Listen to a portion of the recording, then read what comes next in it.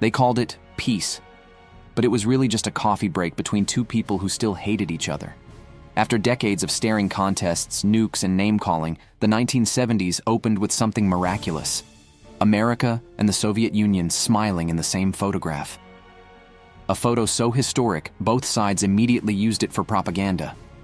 The word of the decade was détente, a fancy French term meaning, let's pretend we're not planning World War III. Richard Nixon, the man who just bombed half of Asia, suddenly wanted to look like the world's peacemaker.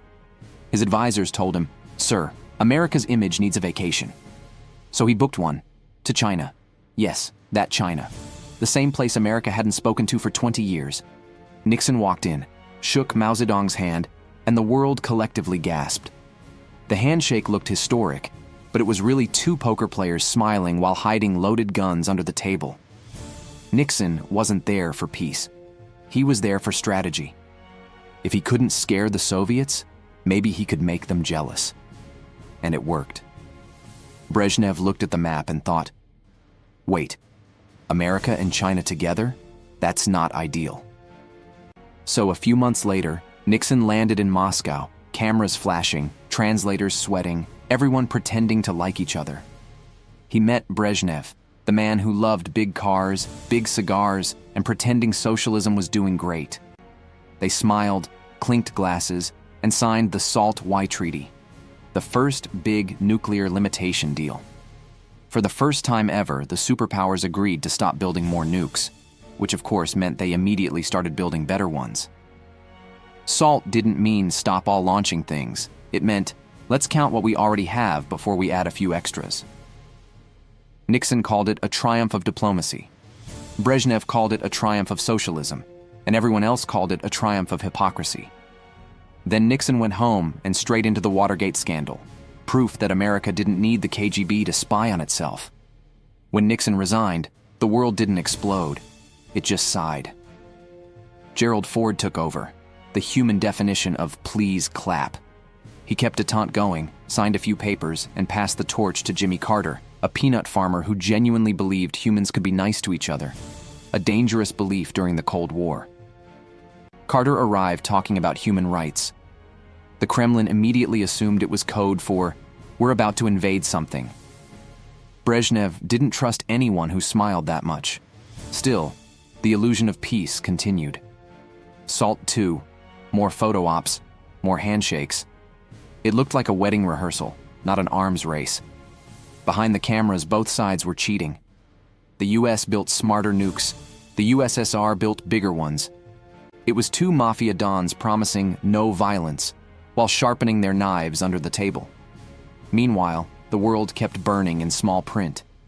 Africa, Latin America, the Middle East, all turned into proxy playgrounds. Angola, Ethiopia, Chile, each one a mini chessboard.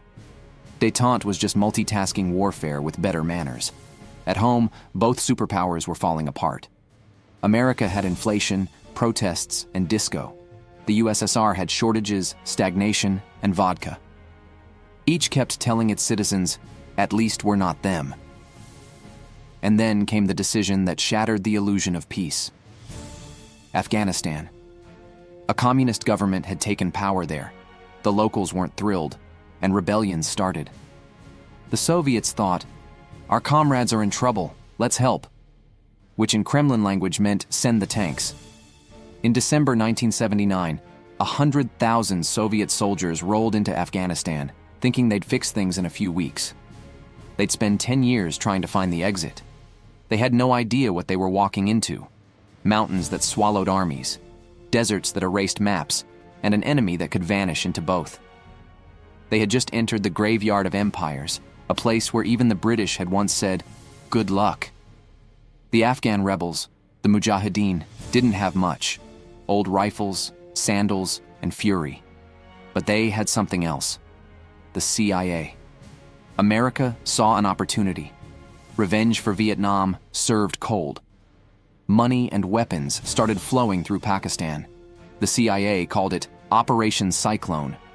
The Soviets called it a nightmare.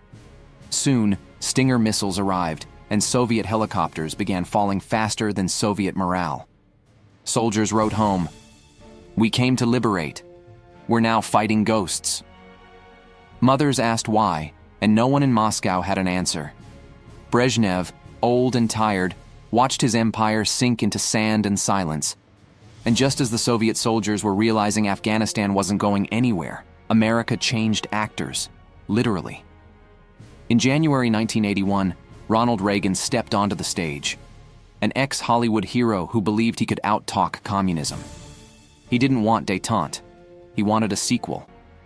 While Brezhnev's troops froze in Afghan valleys, Reagan looked into the camera and declared, "The Soviet Union is the evil empire." And just like that, the Cold War wasn't cold anymore. It was personal. Snow whirled around Soviet convoys, vodka bottles clinked in Kremlin offices, and Reagan smiled on television like a man who'd already seen the script.